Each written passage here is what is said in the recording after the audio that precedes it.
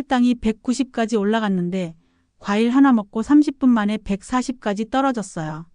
며칠 전 68세 박순덕 할머니가 제게 전화를 주시며 흥분된 목소리로 말씀하셨습니다. 사실 할머니는 20년간 당뇨병을 앓고 계셨는데 병원에서는 늘 과일은 절대 드시면 안 됩니다 라고 들어오셨거든요. 그런데 제가 알려드린 방법대로 특정 과일을 특정 시간에 드셨더니 오히려 혈당이 안정되기 시작한 겁니다. 할머니뿐만이 아닙니다. 73세 김철수 어르신은 석 달 동안 제가 추천한 과일들을 드신 후 당화혈색소가 7.3에서 6.5까지 떨어지셨어요. 담당 의사 선생님도 뭘 하셨길래 이렇게 좋아졌냐며 깜짝 놀라셨다고 하더군요. 안녕하세요. 저는 25년간 영양학을 연구하고 당뇨 환자분들의 식단 관리를 도와온 이영양사입니다. 그동안 수천 명의 당뇨 환자분들과 함께하면서 깨달은 게 있어요. 과일이 무조건 나쁜 게 아니라 어떤 과일을 언제 어떻게 먹느냐가 핵심이라는 겁니다. 과일은 당분이 많으니까 당뇨에 안 좋다는 말 한 번쯤은 들어보셨을 거예요. 저도 처음엔 그렇게 생각했습니다. 하지만 연구를 거듭할수록 오히려 특정 과일들이 혈당을 낮추는데 약물만큼이나 효과적이라는 사실을 발견했어요. 특히 당뇨 진단을 받으신 분들이 가장 억울해하시는 게 바로 이 부분입니다. 평생 좋아하던 과일도 못 먹고 살아야 하나 하면서 절망하시거든요. 하지만 정말 그럴 필요가 없어요. 문제는 과일 자체가 아니라 잘못된 정보와 획일적인 금지령이었습니다. 실제로 당뇨 환자분들 중에서도 혈당 조절을 잘하시는 분들을 유심히 관찰해 보니까 대부분 과일을 완전히 끊으신 게 아니라 똑똑하게 선택해서 드시더라고요. 반면 혈당 조절이 어려우신 분들은 아예 과일을 안 드시거나 아니면 혈당에 해로운 과일을 좋다고 잘못 알고 계속 드시는 경우가 많았습니다. 핵심은 바로 혈당 지수와 식이섬유의 조합입니다. 혈당 지수가 낮으면서도 풍부한 식이섬유를 가진 과일들은 오히려 혈당 상승을 막아주거든요. 더 놀라운 건 이런 과일들 중 몇 가지는 인슐린 감수성까지 개선시켜준다는 점입니다. 하지만 안타깝게도 대부분의 당뇨 환자분들이 이런 사실을 모르고 계세요. 좋은 과일도 나쁜 과일로 여기며 아예 드시지 않거나 반대로 혈당에 해로운 과일을 좋다고 잘못 알고 드시는 경우가 정말 많습니다. 그래서 오늘 제가 정말 특별한 이야기를 들려드리려고 합니다. 혈당을 서서히 낮춰주는 과일 상위 5가지, 그리고 각각을 언제 어떻게 드셔야 가장 효과적인지 말이에요. 이 과일들은 단순히 제가 추천하는 게 아닙니다. 실제 임상 연구를 통해 혈당 조절 효과가 입증된 그야말로 과학이 인정한 과일들이거든요. 더 이상 혈당 때문에 과일을 포기하고 싶지 않으시다면 지금 무료 구독과 좋아요를 눌러주세요. 지인들에게도 꼭 알려주시길 바랍니다. 박순덕 할머니처럼 모르고 지나치는 분들이 정말 많거든요. 혈당 지수 50 이하, 식이섬유 풍부함, 그리고 일상에서 쉽게 구할 수 있는 접근성까지. 이 3가지 기준을 모두 만족하는 과일들을 엄선했습니다. 특히 식사 후 30분에서 1시간 사이 단백질과 함께 드시면 효과가 배가 된다는 점도 잊지 마세요. 그럼 이제 혈당을 낮추는 과일 5위부터 차근차근 알아보겠습니다. 5위는 바로 사과입니다. 사과요? 그냥 평범한 사과가요? 많은 분들이 이렇게 반응하시더라고요. 하지만 사과야말로 당뇨 환자분들에게 가장 안전하면서도 효과적인 과일 중 하나예요. 혈당 지수가 36에서 40 정도로 상당히 낮은 편이거든요. 62세 정미숙 할머니 이야기를 들려드릴게요. 할머니는 당뇨 진단을 받은 후 과일을 완전히 끊으셨어요. 하지만 워낙 사과를 좋아하셔서 견디기가 힘드셨죠. 그래서 몰래 아침 공복에 사과를 드셨다가 혈당이 190까지 치솟는 경험을 하셨습니다. 선생님, 역시 과일은 안 되는군요 하시며 포기하려던 할머니에게 제가 다른 방법을 제안했어요. 점심 식사를 마친 후 30분 뒤에 사과 반 개를 삶은 달걀과 함께 천천히 드셔보라고 했죠. 결과는 예상을 뛰어넘었습니다. 같은 양의 사과를 드셨는데도 혈당이 145 정도에서 멈췄어요. 심지어 평소보다 식후 혈당 상승폭도 줄어들었습니다. 이런 차이가 나는 이유는 바로 사과 껍질에 들어있는 펙틴 때문입니다. 펙틴은 수용성 식이섬유의 일종인데 장에서 당분 흡수를 천천히 만들어주거든요. 마치 스펀지가 물을 천천히 흡수하듯이 말이에요. 그런데 여기서 중요한 건 사과를 언제 어떻게 먹느냐입니다. 공복에 사과만 먹으면 당분이 빠르게 흡수되면서 혈당이 급상승해요. 하지만 식사 후에 단백질과 함께 먹으면 이야기가 완전히 달라집니다. 단백질은 위에서 머무는 시간을 늘려주고 사과의 펙틴은 소장에서 당분 흡수를 늦춰줍니다. 이 두 가지가 만나면 혈당 상승을 효과적으로 막을 수 있어요. 또 하나 놓치기 쉬운 포인트가 있어요. 바로 사과를 먹는 속도입니다. 정미숙 할머니도 처음엔 습관적으로 빨리 드셨는데 천천히 씹어서 드시도록 안내했더니 혈당 조절 효과가 더욱 좋아졌어요. 사과를 한 입 베어 물 때마다 최소 10번은 씹으세요. 그래야 타액과 잘 섞이면서 소화가 천천히 이루어집니다. 급하게 드시면 아무리 좋은 사과라도 혈당을 올릴 수 있거든요. 시간대도 중요합니다. 아침보다는 점심이나 저녁 식사 후가 훨씬 좋아요. 아침에는 우리 몸이 밤새 공복 상태였기 때문에 당분에 더 민감하게 반응하거든요. 반면 점심이나 저녁 식사 후에는 이미 다른 음식들이 위와 장에 있어서 사과의 당분이 천천히 흡수됩니다. 그럼 사과 주스는 어떨까요? 하고 물어보시는 분들도 계세요. 안타깝게도 사과 주스는 추천하지 않습니다. 껍질에 펙틴도 없어지고 액체 상태라 흡수가 너무 빨라서 혈당을 급상승시키거든요. 반드시 생사과를 껍질째 드세요. 물론 껍질을 깨끗하게 씻는 건 기본이고요. 요즘은 유기농 사과도 쉽게 구할 수 있으니까 조금 더 투자하셔도 좋을 것 같아요. 정미숙 할머니는 이 방식을 따라 하신 지 2달 만에 당화 혈색소가 7.1에서 6.6으로 개선되셨어요.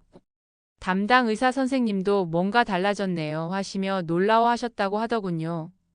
그런데 할머니가 가장 기뻐하신 건 혈당 수치가 아니었어요. 다시 사과를 먹을 수 있게 됐다는 사실 자체였습니다. 좋아하던 음식을 포기하지 않고도 건강을 지킬 수 있다는 게 얼마나 큰 기쁨인지 할머니의 밝아진 표정에서 확인할 수 있었어요. 사과 하나가 이렇게 큰 변화를 만들어낼 수 있습니다. 핵심은 적절한 타이밍을 아는 것이죠. 이제 4위, 키위 이야기를 해보겠습니다. 키위는 작은 과일이지만 당뇨 환자분들에게는 정말 강력한 도우미가 될 수 있어요. 키위가 혈당에 좋다고요? 신맛이 나는데도요? 70세 최영호 어르신이 처음 제게 하신 말씀입니다. 어르신은 소화가 잘 안 되셔서 늘 속이 더부룩하다고 하셨어요. 당뇨까지 있으시니까 먹을 수 있는 과일도 거의 없고 소화불량까지 겹쳐서 정말 힘들어 하셨죠. 그래서 제가 키위를 추천해 드렸어요. 키위에는 액티니딘이라는 특별한 효소가 들어있거든요. 이 효소가 단백질 소화를 도와주면서 동시에 혈당 조절에도 도움을 줍니다.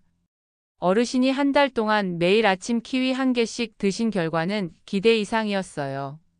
우선 소화가 훨씬 편해지셨고 혈당도 서서히 안정되기 시작했습니다. 이제 밥 먹고 나서 속이 답답하지 않아요 라고 기뻐하시더라고요. 키위의 혈당 지수는 대략 50 정도입니다. 사과보다는 조금 높지만 여전히 중간 정도 수준이에요. 하지만 키위의 진짜 장점은 혈당 지수가 아니라 소화효소와 식이섬유의 조합에 있습니다. 액티니딘 효소가 단백질을 잘게 분해해주면 소화가 빨라지고 그러면 위와 장의 움직임이 좋아져요. 장 건강이 좋아지면 인슐린 감수성도 자연스럽게 개선됩니다. 이게 바로 키위가 혈당 조절에 도움되는 핵심 원리예요. 키위를 드실 때 가장 좋은 시간은 식사 전이나 간식 시간입니다. 사과와는 조금 다르죠. 키위는 소화효소가 풍부해서 식사 전에 드시면 이후에 드실 음식의 소화를 도와줍니다. 67세 김혜정 할머니는 매일 오후 3시쯤 키위 1개를 간식으로 드세요.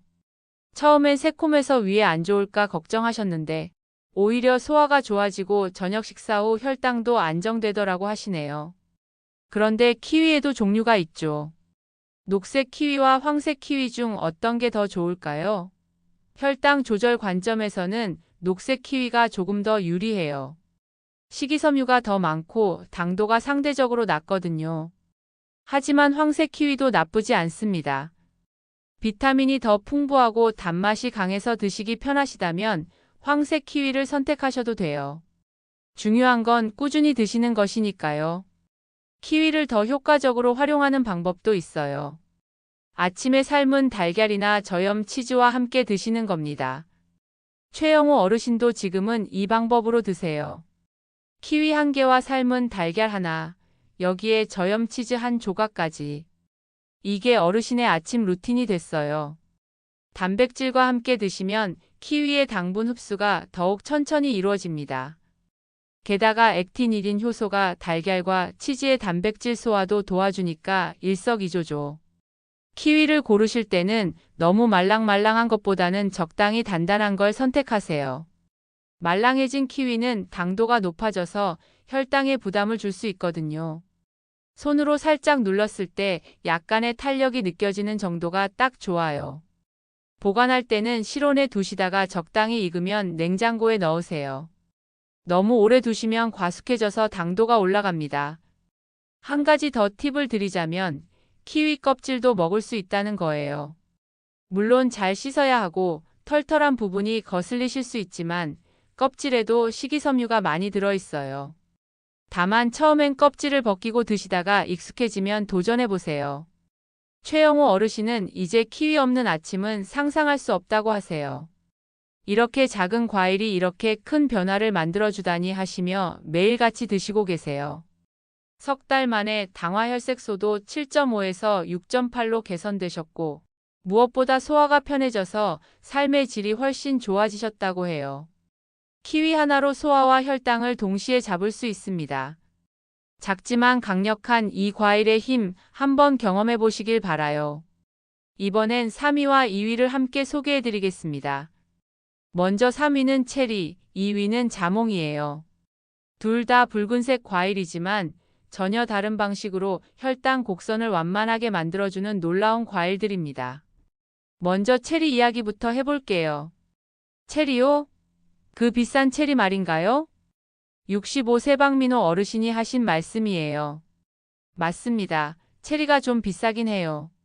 하지만 혈당 조절 효과를 생각하면 충분히 투자할 만한 가치가 있다고 봅니다.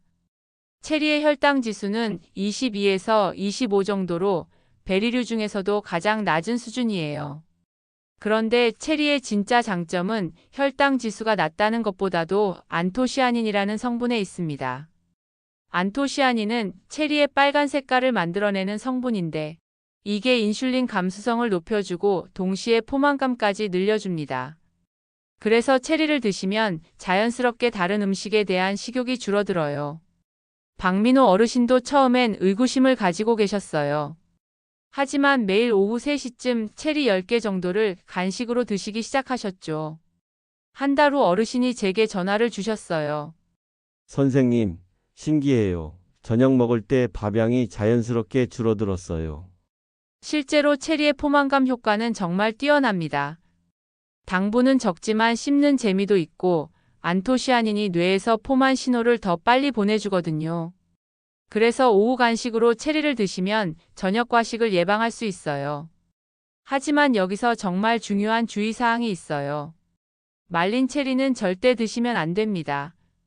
말리는 과정에서 당분이 농축되고 대부분 설탕까지 첨가되거든요.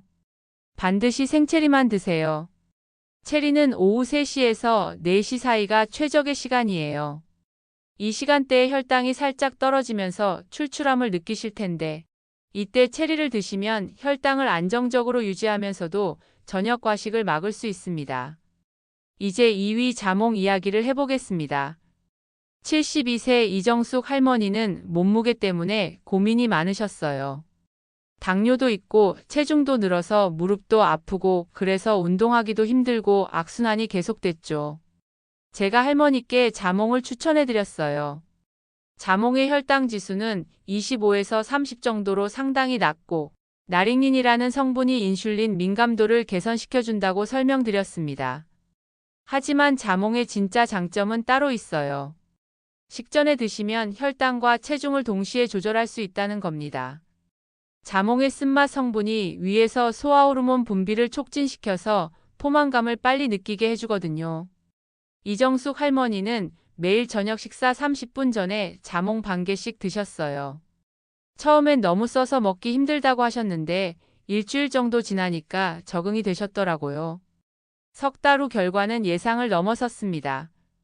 당화혈색소가 6.8에서 6.1로 떨어졌고 체중도 5kg이나 빠지셨어요.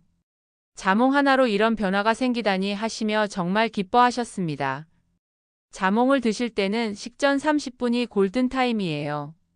너무 일찍 드시면 효과가 떨어지고 식사와 함께 드시면 다른 음식의 소화를 방해할 수 있거든요. 그런데 자몽 드실 때 꼭 확인하셔야 할 게 있어요. 혈압약이나 심장약을 복용하고 계시다면 반드시 의사 선생님과 상의하세요. 자몽이 특정 약물의 효과를 강하게 만들 수 있거든요. 특히 고혈압약 중에서도 칼슘 채널 차단제라는 종류의 약과는 상호작용이 있을 수 있어요. 약 복용 중이시라면 안전을 위해 꼭 확인하시기 바랍니다. 자몽을 고르실 때는 손으로 들어봤을 때 묵직한 느낌이 드는 걸 선택하세요. 껍질이 너무 두껍지 않고 눌렀을 때 적당한 탄력이 있는 게 좋습니다. 체리든 자몽이든 이 두 과일의 공통점은 바로 타이밍이 핵심이라는 겁니다. 체리는 오후 간식으로, 자몽은 저녁 식전에. 이 타이밍만 지키셔도 혈당 조절 효과를 충분히 보실 수 있어요. 박민호 어르신과 이정숙 할머니 모두 지금도 습관처럼 드시고 계세요. 이제 없으면 허전하다고 하실 정도로 생활의 일부가 되셨거든요. 작은 변화가 만들어낸 큰 결과, 여러분도 경험해 보시길 바랍니다. 드디어 1위를 발표할 시간입니다. 혈당을 낮추는 과일 중 최고는 바로 블루베리예요. 블루베리가 1위라고요? 의외네요. 많은 분들이 이렇게 반응하세요. 하지만 블루베리야말로 의사들도 당뇨 환자에게 가장 많이 추천하는 과일입니다. 그럴 만한 이유가 있어요. 74세 장용규 어르신 이야기부터 들려드릴게요. 어르신은 당화혈색소가 7.2까지 올라가서 인슐린 주사를 맞기 직전이었어요. 이제 정말 끝인가 하시며 절망하고 계셨죠. 그때 제가 블루베리를 제안했습니다. 매일 점심과 저녁 식사 후 30분 이내에 블루베리 한 줌씩 플레인 요거트와 함께 드셔보라고 했어요. 석 달 후 결과는 그야말로 극적이었습니다. 당화혈색소가 7.2에서 6.4까지 떨어진 거예요. 담당 의사 선생님이 어떻게 이런 변화가 가능하냐며 깜짝 놀라셨다고 하더군요. 블루베리의 혈당 지수는 대략 53 정도입니다. 다른 과일들에 비해 조금 높아 보일 수 있지만 여기서 중요한 건 혈당 지수가 아니라 혈당 반응의 패턴이에요. 블루베리는 혈당을 천천히 올리면서도 인슐린 감수성을 크게 개선시켜줍니다. 마치 자동차의 브레이크를 업그레이드하는 것처럼 혈당이 올라가도 다시 내려오는 속도가 빨라지는 거예요. 이런 효과의 핵심은 안토시아닌입니다. 블루베리의 진한 파란색을 만들어내는 이 성분이 췌장을 보호하고 인슐린 분비를 정상화시켜주거든요. 실제로 여러 임상 연구에서 블루베리를 지속적으로 섭취한 당뇨 환자들의 인슐린 반응이 현저히 개선됐다는 결과가 나왔어요.